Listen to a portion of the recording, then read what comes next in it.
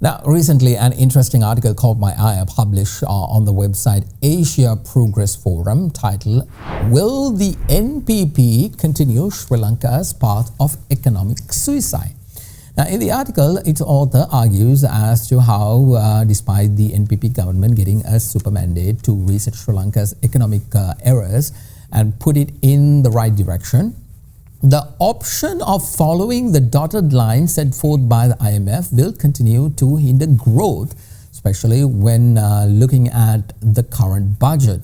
The author writes, and I quote, "A major shortfall in the budget is a lack of a developmental thrust, which is essential for the country to grow out of the current crises." Rather than discussing the minutiae of the budget, it is worth looking at how Sri Lanka got into this situation by making same mistakes over and over again. That's a direct quote from the article. Well, to discuss more on this, joining me now is the author of that article, former CEO of Ceylon Development Engineering Company and also economic researcher Sunil Abeywardhana. Thank you very much, Mr. Abeywardhana, for your time. Very interesting article indeed, and I very much sincerely urge everyone to read it, which is available on asiaprogressiveforum.lk. Now, Mr. Abeywardhana, do you honestly think that IMF set path would hinder Sri Lanka's real goal of being economically independent? Because the argument from the neoliberal think tanks is that, well, we need the IMF to get access to the money markets and, more importantly, to get the seal of approval of the world as a safe economy to invest. But on the other side, since 2022, we have been in the IMF program and we have in fact got the seal of approval of the IMF. But investors are in fact, even the ones who are interested in investing here in Sri Lanka are pulling out. Yes, Mahieash. First thing is we have to realize, why did we have to go to the IMF? We went to the IMF because we had a balance of payments problem, a critical balance of payments problem. If you look at the IMF program, it addresses all the other issues except the balance of payments issue. Now, what is going to happen is, even if you sort out all your other fiscal matters, at the end of the day, you will still not have enough foreign exchange to meet your debt obligations. So, therefore, should not have the IMF program concentrated on sorting out the balance of payments problem. It has not done that, and therefore, definitely the whole program is structured in such a way that you will, after 2020, end of 2027, you will have to go back to the foreign money markets to obtain funds, and that is the whole purpose of this. That's the agenda of the IMF program. So, if the government doesn't realize that, then we are in deep trouble, because already the program has been going on for 3 years and we have not pinpointed the issue really.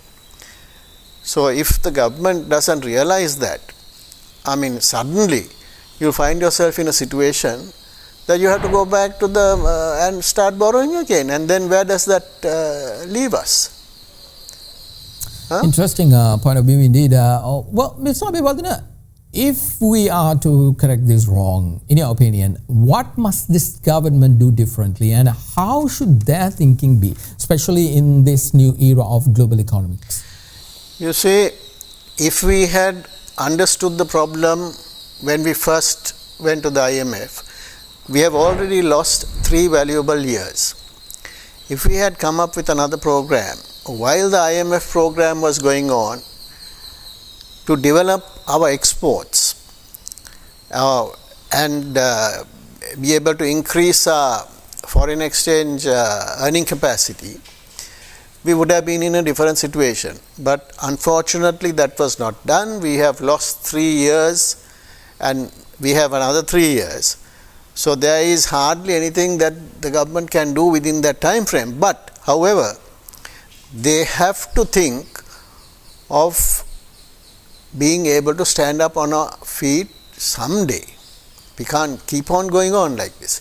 You see, what you have to realize is that the global economy has created far in excess money during the last 45 years, and that money has to find sources to lend to also.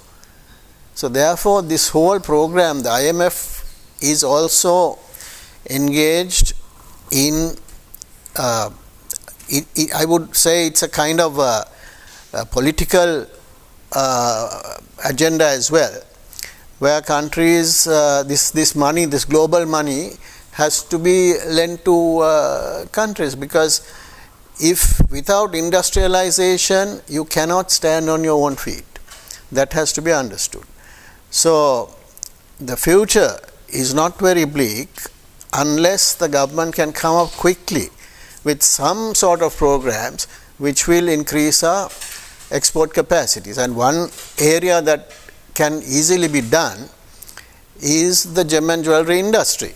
If you develop Colombo as the gem center and the jewelry center of Asia, I mean, there is tremendous potential there. And beyond that, the World Bank report itself says that the present exporters, if they are given a little bit of help, that they can increase their exports by a considerable amount. I mean, they have mentioned the figure of that, saying that they can increase exports by as much as 10 billion. That is what the World Bank says in their report.